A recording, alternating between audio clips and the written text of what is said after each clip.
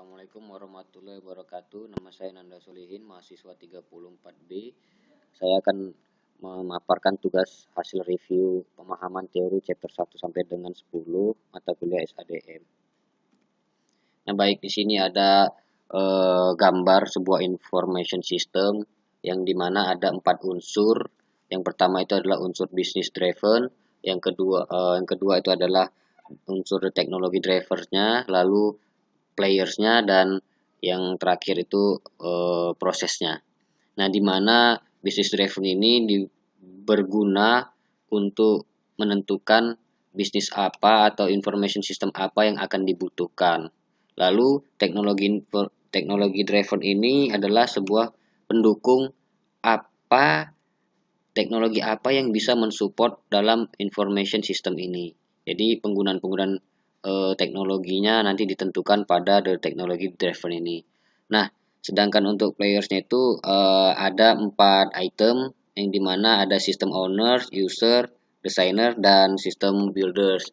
Nah, untuk system user sendiri ini adalah pemilik sistem yang dimana dia adalah seorang sponsor, bukan seorang sih, bisa seorang atau bisa pun suatu badan di mana dia yang bertanggung jawab dalam pengembangan proyek ini mulai dari dana sampai dengan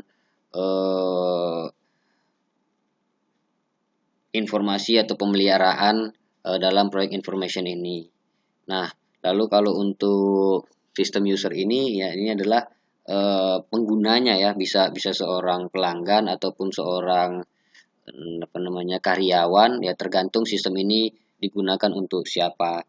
Nah, yang dimana pengguna sistem ini mempengaruhi sistem informasi ini dalam hal untuk melakukan validasi atau melakukan masukan atau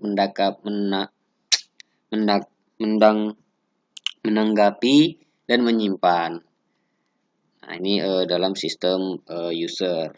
Nah, lalu kalau untuk sistem desainernya, di sini adalah seorang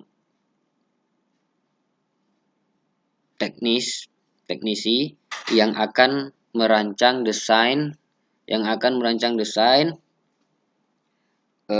bagaimana desain yang akan dibutuhkan dalam mendukung informasi ini. Nah, lalu yang terakhirnya ada lagi player untuk pembuatannya. Nah, player untuk pembuatannya ini spesialis teknis yang membangun sistemnya, apakah itu mau menggunakan berbasis web atau berbasis aplikasi yang lain. Nah, itu nanti ditentukan dalam sistem buildersnya. Nah, selanjutnya ada lagi yang namanya the process. Ya, di sini ada sistem initiation, lalu ada sistem analisis, lalu ada sistem design, dan ada sistem implementation. Nah, di mana sistem initiation ini adalah proses yang melibatkan owner juga, melibatkan sistem user juga, melibatkan sistem designer, dan melibatkan sistem builders. Nah, di sistem initiation ini di situ akan dibuatkan fokus informasinya itu adalah cakupan informasinya sampai mana, lalu nanti analisis data yang dibutuhkan di sini sampai mana, lalu desain database-nya bagaimana prosesnya. Nah, lalu proses pembuatannya atau implementasinya, atau dikatakan dengan proses penerapannya. Nah, itu saja yang bisa saya jelaskan dalam gambar ini. Lalu saya akan melanjutkan slide berikutnya. Nah, ini kesimpulannya yang sudah saya rangkum. Nah, lalu nomor 2 saya akan menjelaskan tujuan utama dari pengembangan sistem informasi, itu berada di bab 2. Nah, di sini tujuan dari pengembangan sistem adalah penyusunan suatu sistem yang baru untuk menggantikan sistem yang lama secara keseluruhan atau hanya memperbaiki sistem yang telah ada menjadi lebih baik sesuai kebutuhan. Nah, maksudnya di sini adalah tujuan utama dari pengembangan sistem itu ya untuk memperbaiki kinerja yang lama atau sistem yang lama diubah menjadi sistem informasi yang didukung oleh teknologi. Nah, jadi nanti bisa dianalisis sebelumnya. Nah, lalu contohnya itu yang saya katakan tadi adalah dengan teknologi informasi, dukungan teknologi. Nah, itu contohnya itu adalah sebuah bisnis penjualan yang awalnya itu menggunakan transaksi offline dan dengan adanya teknologi informasi ini menjadi transaksi online dengan dukungan teknologi yaitu berupa jaringan dan internet. Itu salah satu contohnya. Nah, saya lanjutkan. Nah, di sini saya akan memberikan penjelasan mengenai prinsip-prinsip yang perlu diperhatikan dalam pengembangan sebuah sistem informasi. Nah, yang pertama itu ada yang namanya melibatkan pengguna sistem. Nah, melibatkan pengguna sistem. Lalu yang kedua, pendekatan pemecahan masalah. Jadi dalam pendekatan pemasalah ini kita harus mempelajari dan memahami masalah konteksnya itu apa dan dampaknya itu bagaimana. Lalu kita bisa mengidentifikasi solusi apa yang akan menjadi solusi terbaik. Lalu kita bisa merancang ataupun menerapkan solusi yang sudah kita pilih dalam pendekatan pemecahan masalah tersebut. Nah, lalu tetapkan fase dan aktivitas.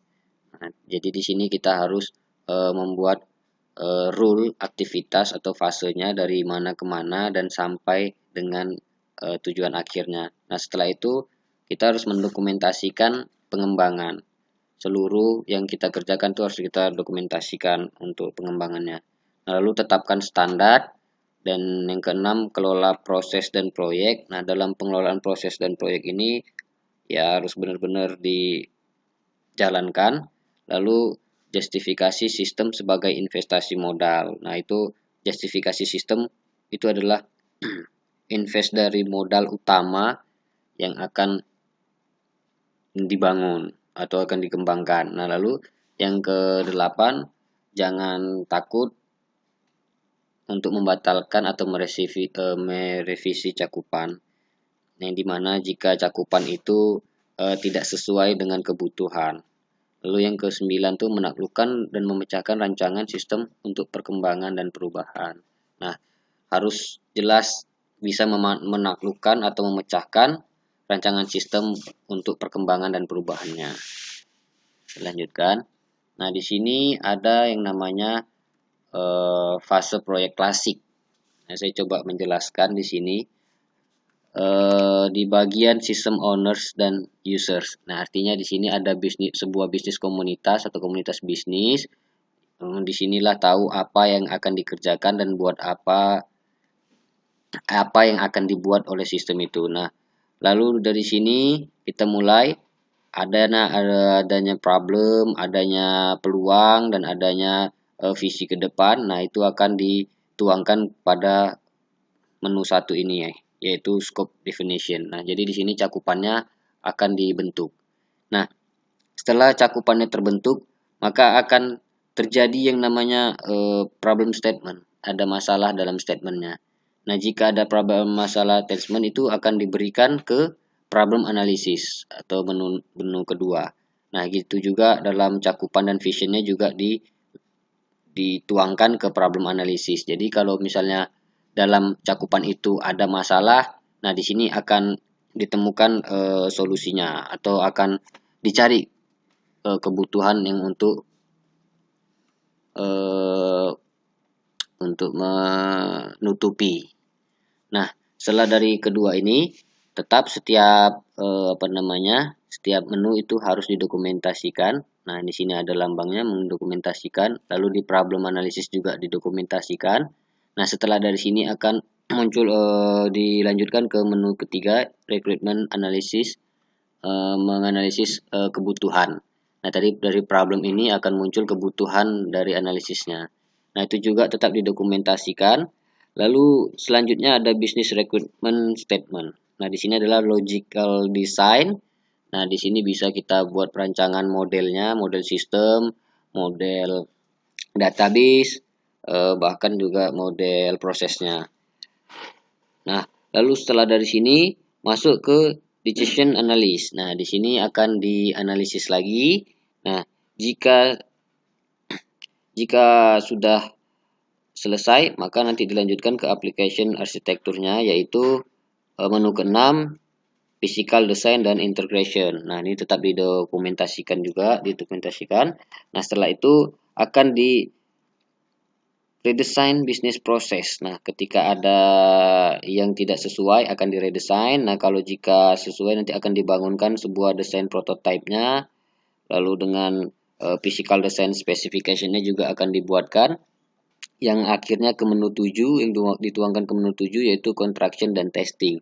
Nah, di sini akan dicoba, tetap juga akan didokumentasikan. Nah, setelah udah lulus dalam pencobaan, maka functional system akan dikirim, lalu training material akan dikirim.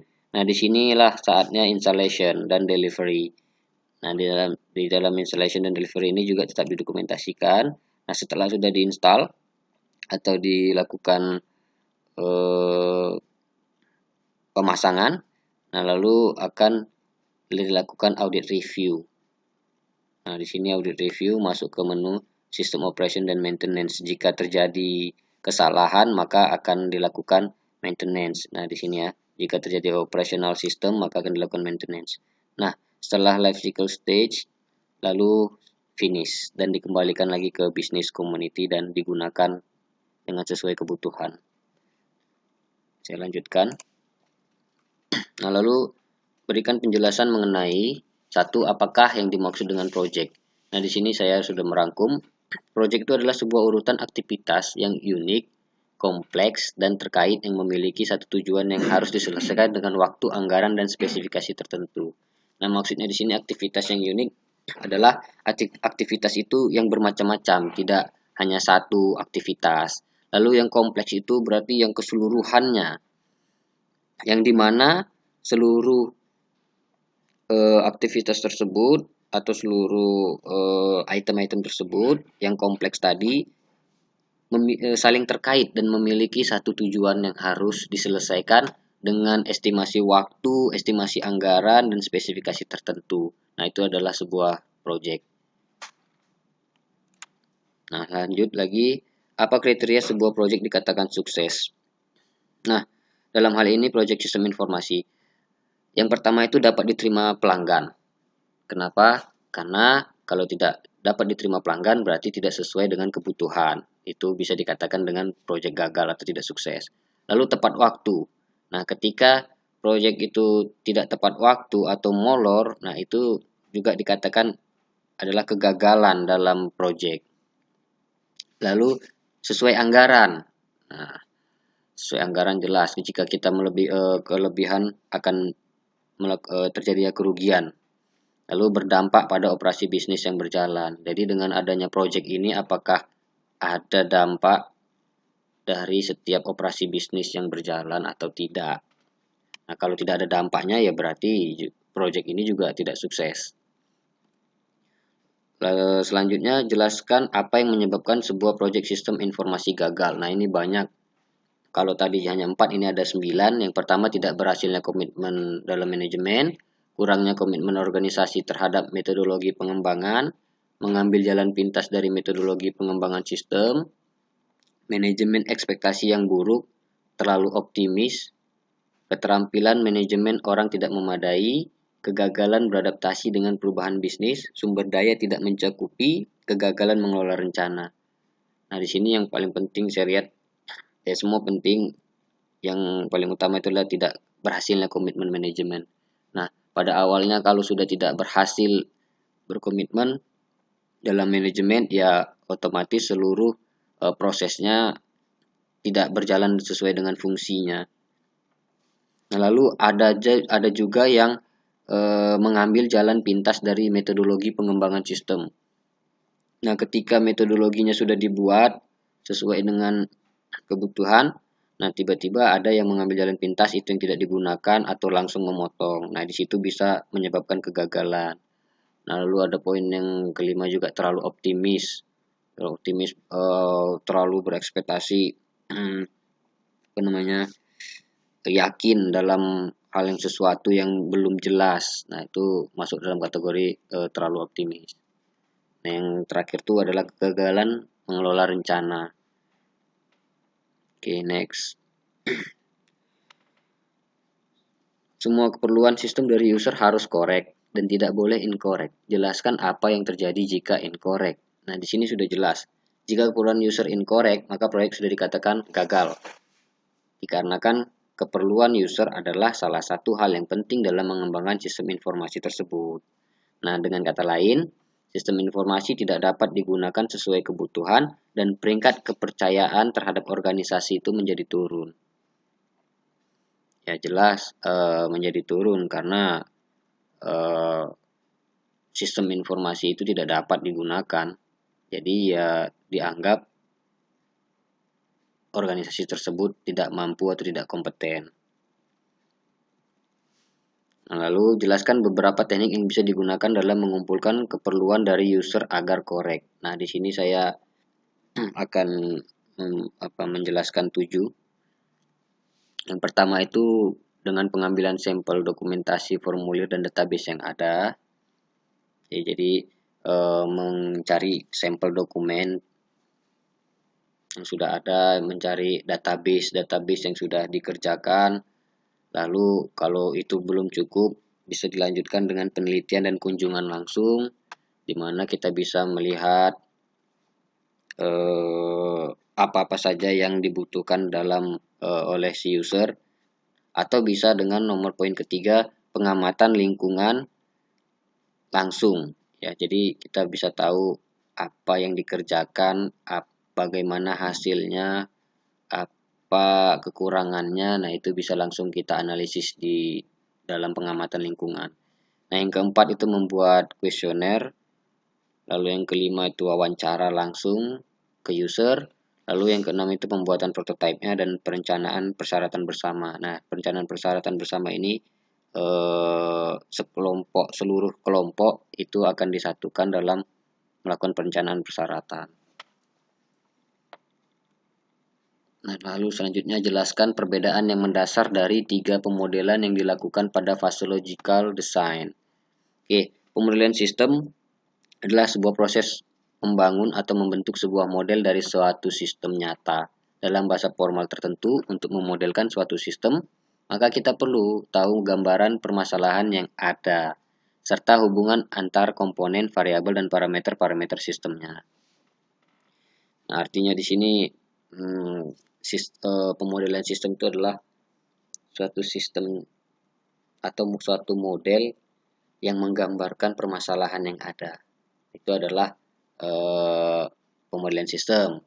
Nah, kalau pemodelan database, sebuah kumpulan perangkat konseptual untuk menggambarkan data, relasi data, makna semantik atau data, dan batasan data. Artinya membuat atau mengumpulkan atau memodelkan data dan relasi data. Itu untuk pemodelan database. Nah, selanjutnya untuk pemodelan proses, yang perbedaannya dasar itu adalah mengelola dan mendokumentasikan struktur dan aliran data melalui proses sistem atau logika, kebijakan dan prosedur yang akan diimplementasikan oleh proses sistem.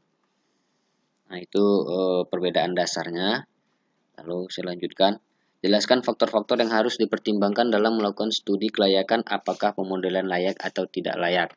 Nah, yang pertama itu kelayakan operasional, mengukur seberapa baik solusi akan bekerja atau diterima dalam organisasi. Yang kedua, analisis kegunaan tes antarmuka pengguna sistem. Yang ketiga, kelayakan teknis, mengukur kepraktisan solusi teknis dan ketersediaan sumber daya teknis dan keahlian. Lalu faktor jadwal kelayakan yang mengukur berapa masuk akalkah jadwal proyek tersebut. Yang terakhir adalah kelayakan ekonomi, mengukur keefektifan biaya suatu proyek atau solusi. Nah, yang artinya semua itu diukur dari 5 faktor ini. bahwasannya pemodelan itu layak atau tidaknya. Baik, saya rasa itu saja hasil review saya. Saya ucapkan terima kasih. Assalamualaikum warahmatullahi wabarakatuh.